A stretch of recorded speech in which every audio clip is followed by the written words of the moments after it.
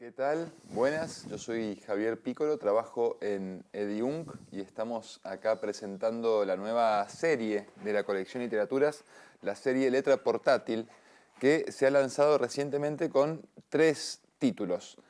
Un libro de dramaturgia, un libro de poesía y un libro de cuentos. El libro de cuentos es el que nos ha traído hasta acá, es el libro Máquinas que amé, de Héctor Emily. Yo no sé si le pronuncié bien el apellido, don Héctor, pero no sé si es Emily o Emily. Normalmente es Emily, pero da igual.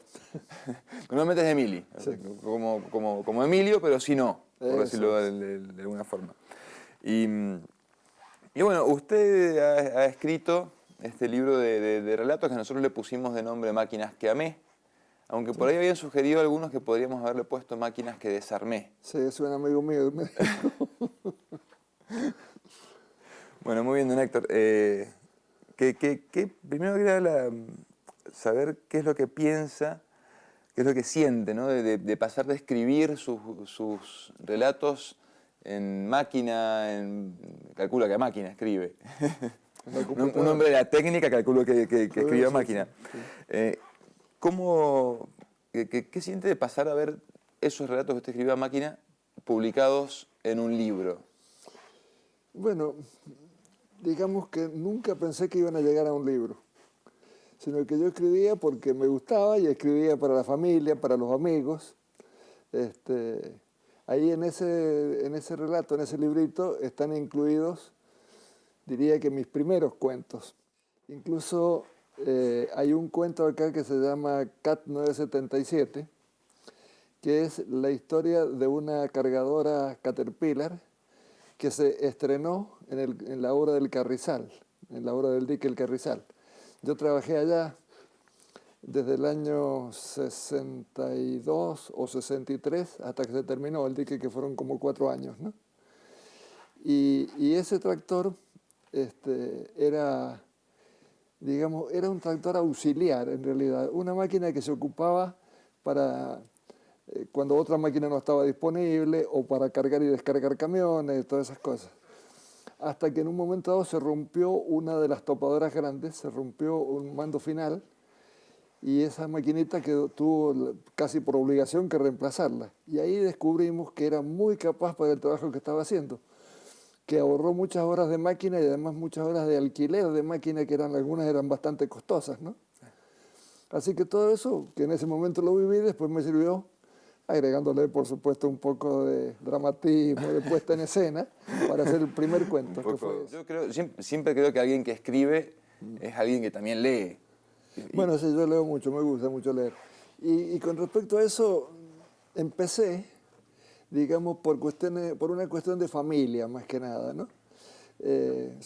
La familia de mi padre, fundamentalmente, y de mi madre también en menor medida, son familias grandes, numerosas, del tipo de las familias del siglo XIX o XX, ¿no es cierto? Y a partir de que yo estaba en los trámites de jubilarme, yo me jubilé en 2003, así que en esos primeros años del siglo XXI, empezamos a hacer algunas reuniones de primos y a juntarnos y qué sé yo, y ahí me empezó a dar la idea de que convenía escribir muchas cosas de la familia, de las anécdotas familiares y esas cuestiones, que si no se iban a perder, porque en ese momento teníamos, qué sé yo, como 10 o 12 primos y tíos que eran muy viejos, ya que ya no les quedaba mucho, ¿no? Y ellos contaban historias de cuando ellos eran jóvenes, que era una lástima perderlas. Ahí empecé.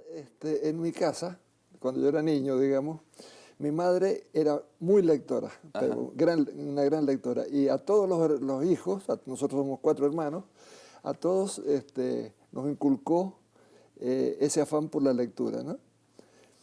Y bueno, nosotros a su vez a nuestros hijos y a nuestros nietos les hemos seguido transmitiendo lo mismo, ¿no?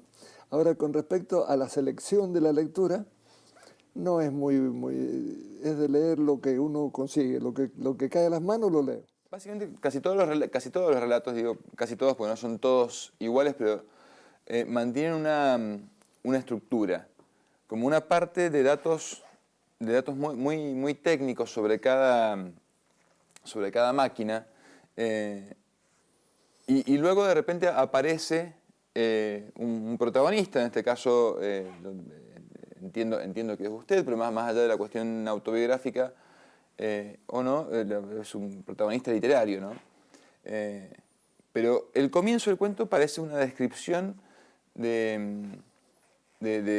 maquinaria con, aparte, la historia de esa maquinaria, que se ve que eso ha sido también parte como muy grande de su formación. No sé si investigó en particular o fue volcando. Hay de todo, hay de todo. Hay algunas cosas que las tuve que ver especialmente porque no las sabía o porque no me acordaba, y otras que sí las tenía presentes, así que costó mucho menos volcarlas, ¿no? Pero hay de todo. Por ejemplo, en ese cuento que se llama Kras, que es la historia de un tractor soviético, el sistema, digamos, yo conseguí un manual de ese tractor que estaba escrito en ruso, Claro. con lo cual no lo podía leer yo, ¿no? Entonces, la señora de un amigo, que era descendiente de rusos, me tradujo parcialmente, por ejemplo, los pies de las fotografías o las indicaciones de los gráficos, y eso en ese cuento me fue de mucha utilidad. Pienso, ¿cómo hace a mí siempre me parece sorprendente cómo hace un mendocino para llegar a un barco, ¿no? Bueno, la cosa ahí, ese fue de todos los cuentos el que tiene menos participación mía directamente, sino que me gustó el tema porque yo conocí al capitán de ese barco y también al mecánico que colaboró en la reparación. Y me pareció tan lindo que valía la pena escribirlo. Este hombre le pasó ese accidente, el barco quedó encallado ahí y a él lo fusilaron con eso directamente, porque un capitán que pierde un barco es todavía más grave que un general que pierde una batalla, digamos, ¿no? Un capitán tiene que hundirse con el propio barco. Claro, pero el barco no se hundió, quedó encallado ahí, no se podía mover, ¿no? Bueno, y la relación esa con el mecánico que se hicieron amigos y que después hicieron toda la saga para recuperar el barco, esas dos personas vivían, ya han fallecido, pero vivían aquí en Mendoza, habían dejado la actividad naval y vivían aquí en Mendoza. En Palmira uno y el otro en Maipú. Y yo charlando con ellos se me fue armando en la cabeza el relato y bueno, eso es lo que quedó. Ya para ir cerrando, me comentaba que bueno, no ha publicado antes, excepto Sí. en un idioma extranjero y en una revista especializada. Sí, en la época del dique Carrizal, porque en realidad la cosa vino al revés. O sea, el primer relato que escribí era ese del CAT 977, pero no es el primero acá en el libro, porque los otros corresponden a épocas o a situaciones anteriores. Ese relato, una empresa norteamericana que es concesionaria de Caterpillar en Kansas, edita una revista para sus clientes y sus proveedores que se llama WW, así W, que no me acuerdo qué quiere decir, Worldwide, son dos y la otra creo que es WISE. Y entonces ellos, yo les había comentado, porque teníamos bastante movimiento así epistolar, les había comentado de que tenía algunos antecedentes del trabajo del 977, entonces me pidieron si se los podía mandar. Se los mandé en castellano y me dijeron que no lo había entendido nadie, ¿no? Así que, digamos, improvisó una traducción. Sí, dando una idea de la poca responsabilidad, hice una traducción al inglés que me parece que a una Tarzán lo haría quedar mal. Y así lo publicaron en 3 entregas en esa revista que se llama WW, los 3 pequeños capítulos que lo componen, ¿no? Y eso fue mi único, ya digo, en esa época, ¿no?